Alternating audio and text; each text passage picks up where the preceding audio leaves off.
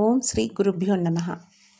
శ్రీ శ్రీ శ్రీ యోగి రామానంద గురుపాదుకా పూజయామి. శ్రీ లలిత అమ్మవారి నామాల గురించి మరింత భావయుక్తంగా గురు సమానులు పూజనీయులు శ్రీ విజయ్ కుమార్ సార్ గారి స్వలిఖితంలో. ముందుగా లలితా సహస్రనామంలో ప్రథమంగా ఉన్న 54 నామాలు 21 శ్లోకాల్లో ఉన్నాయి. వీటిని నేను ఒక ధ్యాన శ్లోకంగా భావిస్తాను. ఎందుకంటే ధ్యాన శ్లోకంలో అమ్మ యొక్క రూప ధ్యానం ఉంటుంది. ఇది భావపరమైంది. ఇందులోని నామాలు అమ్మ ఆవిర్భవించే సన్నివేశము, అమ్మ ముఖ సౌందర్యాన్ని వర్ణించే నామాలు, అమ్మ కంఠం మొదలుగా కటి వరకు వివరాలు చెప్పే నామాలన్నమాట. అమ్మ పాదాల గొప్పతనం గురించి గానం చేసే నామాలు, అమ్మ స్థూల రూపం ధరించాక నడిచి వచ్చి కామేశ్వరుని అంకంపై కూర్చోవడానికి సంబంధించిన నామాలు, ఇలా ఈ మొత్తం వివరాలు 54 నామాల్లో 21 శ్లోకాల్లో ఉన్నాయి. ఇప్పుడు లలితా సహస్రంలోని మొదటి 3 శ్లోకాలను పరిశీలిస్తాం. ఇందులో 12 నామాలు ఉన్నాయి.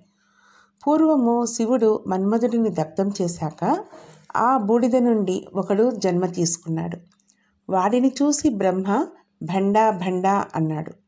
వాడు పెరిగి పెద్దవాడై తన సహాయకులుగా విసుక్రుడు, విషంగుడు అనే వారిని తోడుగా ఉంచుకొని ముల్లోకవాసుల అంతరంగంలోకి ప్రవేశించి వారిని నిర్వీర్యులుగా, నిరుత్సాహవంతులుగా చేశారు. అప్పుడు వారంతా అంటే ముల్లోకవాసులందరూ కూడా జీవోత్సవాలుగా మారారు. అప్పుడు బ్రహ్మాది దేవతలందరూ మహాశంభుని ప్రార్థన చేశారు.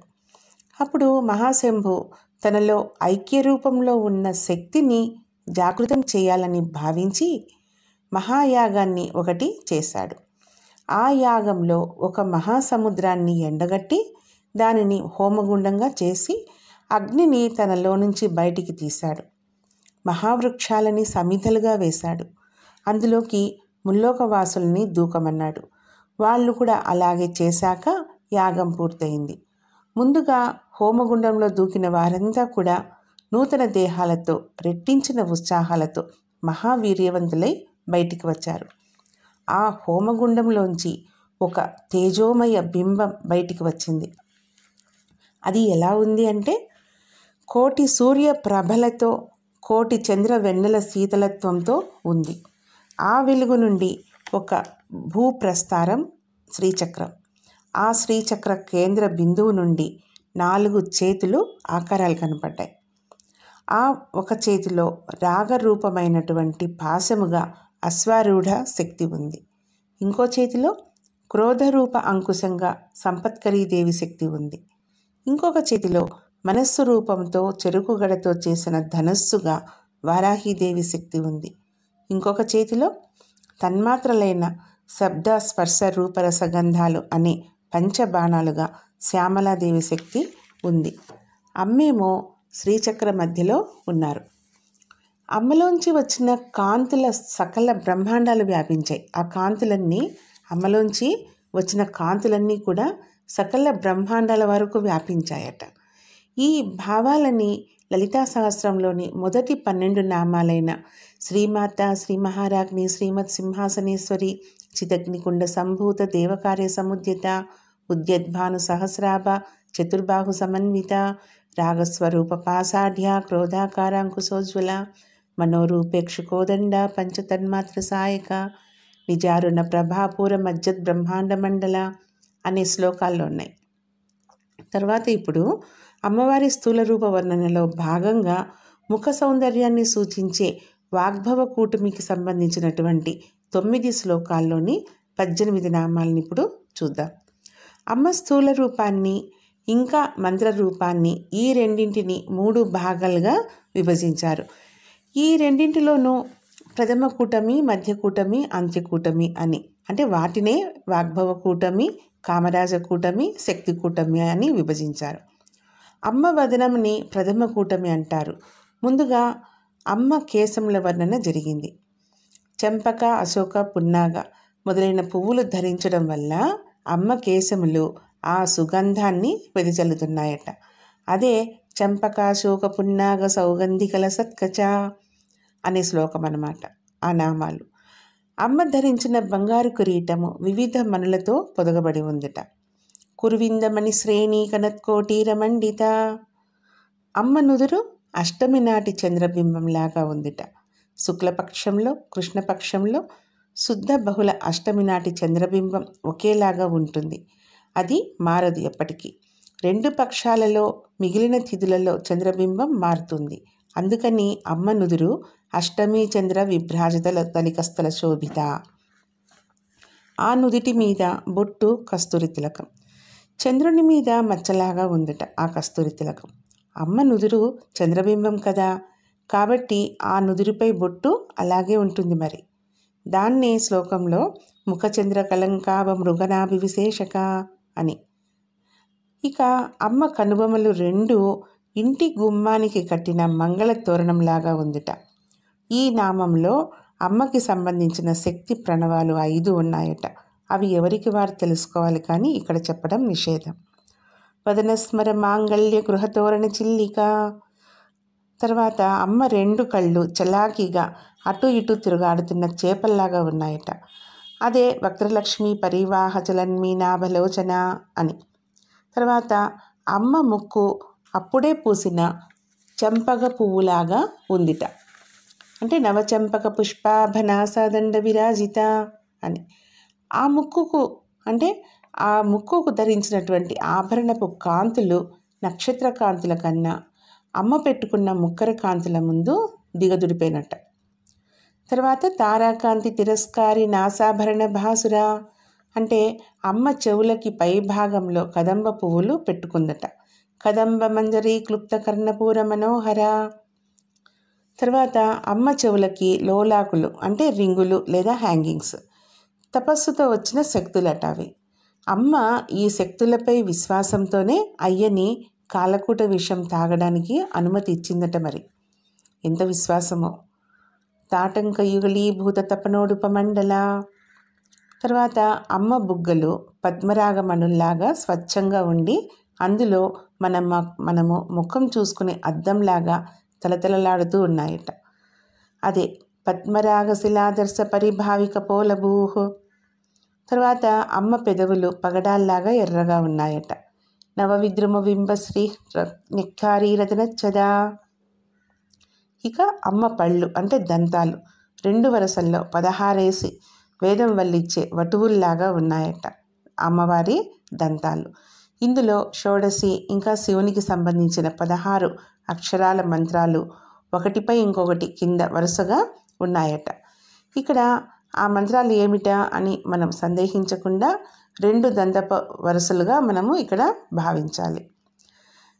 అవి 2 ఎలా ఉన్నాయంటే ఆ దంతప వరుసలు 2 శివశక్తి ఐక్యస్థితిని సూచిస్తున్నాయట. తర్వాత శుద్ధ విద్యాంకురాకార ద్విజ పంక్తి ద్వయోజ్వల. అమ్మ ప్రత్యేకమైన తాంబూలం వేసుకుందట. దాని పరిమళాలు దిగంతాలు వ్యాపించాయి. అది కర్పూర వీటి కామోద సమాకర్ష దిగంతర. తర్వాత అమ్మ మాట్లాడుతుంటే అక్కడే ఉన్న సరస్వతీదేవి చేతిలోని వీణ, ఆ సరస్వతీదేవి వీణ పేరు కచ్చపి అంటారు. అది సిగ్గుతో ముడుచుకుపోయిందట. ఎందుకంటే అమ్మ మాటల స్వరం ముందు సరస్వతీదేవి మీటిన వీణ స్వరం కూడా ఎందుకు పనికి రాకుండా పోయిందట. నిజ సల్లాప మాధుర్య వినిర్బసతి కచ్చపి. తర్వాత అమ్మ చిరునవ్వు నవ్వితే చాలు ఆ నవ్వుకు మహావైరాగ్యవంతుడు అని ఎంతో పేరు ఉన్నటువంటి అయ్యవారు అంటే శివుడి మనస్సుని దోచేసిందట. అమ్మ చిరునవ్వు దరహాసం అంత గొప్పగా ఉంది మరి. మందస్మిత ప్రభాపూర మజ్జత్ కామేశ మానస. తర్వాత అమ్మ చుబుకం అంటే గడ్డం చూడాల్సిందే కానీ వర్ణింపలేమని చెప్తున్నారు. అంటే అంత అద్భుతమని. అనాకలిత సాదృశ్య చుబుక శ్రీ విరాజిత. తర్వాత అమ్మ కంఠసీమలో అయ్య అంటే శివుడు కామేశ్వరుడు కట్టిన మంగళసూత్రము దగదగలాడుతోందట. ఇలా అమ్మ ముఖాన్ని ధ్యానంలో భావిస్తూ ధ్యానం చేయాలి, కానీ పాండిత్యపరమైన వివరణ ఎందుకు అని నా వ్యక్తిగత విశ్వాసం. తర్వాత అమ్మ స్థూల రూప వర్ణనలో భాగంగా మధ్యకూటమైన కామరాజ కూటమిలో నామాల గురించి తెలుసుకుందాం. ఇందులో 4 శ్లోకాల్లో 8 నామాలున్నాయి. అవి కనకాంగద కేయూర కమనీయ భుజాన్విత, రత్నగ్రైవేయ చింతాకలోల ముక్తా ఫలాన్విత, కామేశ్వర ప్రేమరత్న మణిప్రతిపనస్తని, నాభ్యాలవాల రోమాలి లతాఫలకుచద్వయీ, లక్ష్యరోమలతాధారత సమున్నేయ మధ్యమ, స్తనభారదలన్మధ్య పట్టబంధవలిత్రయ, అరుణారుణ కౌసుంభ వస్త్రభాస్వత్కటీతటీ, రత్నకింకిణికారమ్య రసనాదామభూషిత. ఇందులో కనకాంగద కేయూర కమనీయ భుజాన్విత. అమ్మ నామాల్లో ముఖమండలం వరకు ఉన్నవి చాలా గొప్ప నామాలు. ఇక్కడి నుండి కిందికి వెళ్తూ ఉంటే ప్రతి నామము కూడా జీవితానికి సమన్వయం అవుతూ ఉంటుంది. అమ్మ, నువ్వు బంగారంతో చేసిన అంగదములను కేయూరములను భుజాలకు ధరించి ఉన్నావు.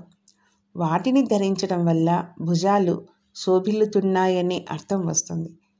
అమ్మ చతుర్బాహు సమన్విత కాబట్టి 4 అంగదములు 4 కేయూరములు కావలసి ఉంటాయి. ఆవిడ అలా ధరించడం వలన 2 ప్రయోజనాలున్నాయి. ఒకటి, ఇక్కడ స్తోత్రం అమ్మ పాదాది కేశ పర్యంతం చేస్తున్నారు. అమ్మ కంఠం దగ్గరకు వచ్చేసరికి ఒక ప్రశస్తమైన కూటం పూర్తవుతోంది. ఇక్కడి నుండి మొదలయ్యే నామాలు పాదముల వరకు వర్ణన చేస్తూ వెళ్తుంటాయి. దానిని లావణ్యలహరి అంటారు. ఇందులో ఏ ఒక్క నామం విడిచిపెట్టకుండా ప్రతిరోజు చదువుతూ ఉంటే మనకు తెలియకుండానే జీవితంలో గొప్ప ప్రయోజనం చేకూరుతుంది.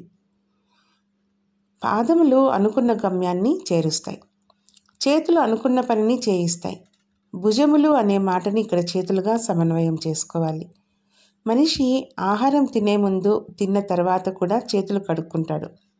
ఈశ్వరుడు ఇచ్చిన చేతిని ఎంతో జాగ్రత్తగా వాడుకోవాలి. చేతి కదలికలలో పాపపుణ్యాలున్నాయి. చేసే కర్మకు సూచన చెయ్యే. చేసిన కర్మలు మరిచిపోయినా ఈశ్వరుడు మర్చిపోడు. వాటిని 3 కింద విభజించి ఉంచుతాడు. 3 భాగాల కింద విభజించి ఉంచుతాడు. అవి ఏంటివి అంటే సంచితము, ఆగామి, ప్రారబ్ధం. ఇవి పట్టుకుంటే అమ్మ చేతిని ఎందుకు స్తోత్రం చేయాలో తెలుస్తుంది. ఏ శరీరంలో ఉన్న పాపమో పుణ్యమో ఏదో చేస్తూనే ఉంటారు. మన ఖాతాలో అవి ఉంటాయి, అది తెలియదు మనకి. చేసిన పుణ్యపాపాలను అనుభవించమని శరీరం ఇస్తాడు. ఆ అనుభవించేదే ప్రారబ్ధం. శరీరంలో ఉండగా భగవంతుని భక్తితో సేవిస్తే వారికి అమ్మ అనుగ్రహంతో అప్పటి వరకు కొన్ని కోట్ల జన్మల్లో సంపాదించిన పాపపుణ్యాలు కాలిపోతాయి. మళ్ళీ జన్మ ఎత్తాల్సిన అవసరమైతే ఉండదు. సంచితం దగ్ధం కావడం వల్లే ఆ స్థితి వస్తుంది. సంచితం వల్ల ఆగామిపోతుంది. చేతి కదలికలు పాపపుణ్యాలకు, ద్వంద్వములకు హేతువులు. ఆడిన కొద్దీ పాపపుణ్యాలు పడుతూనే ఉంటాయి. అలా పడకుండా ఎప్పుడూ నిభాయించి ఉండేట్లుగా మనసుని మార్చగలిగినది అమ్మ చెయ్యి. ఈ చేతులు మళ్ళీ జన్మ ఎత్తాల్సిన అవసరం లేని రీతిలో పనిచేయాలి. అంటే అమ్మ అనుగ్రహం ఉండాలని సమన్వయం చేసుకుంటే అమ్మ చేతులకు పెట్టిన భూషణముల గురించి తెలిసినట్లు అర్థం. అమ్మవారి భుజాలకు రక్షణ ఒక్కటే తెలుసు. అది అర్థమైతే ఆనాడు భూషణం పెట్టుకున్నవారు అవుతారు. ఎంతటి లోతైన అర్థం ఉందో ఇందులో. అందుకే అర్థం తెలుసుకొని భావయుక్తంగా పారాయణం చేయాలని చెప్తారు. తర్వాతి నామాలతో మళ్ళీ కలుసుకుందాం. ఓం శ్రీ మాత్రే నమః. ఓం శ్రీ గురుభ్యో నమః.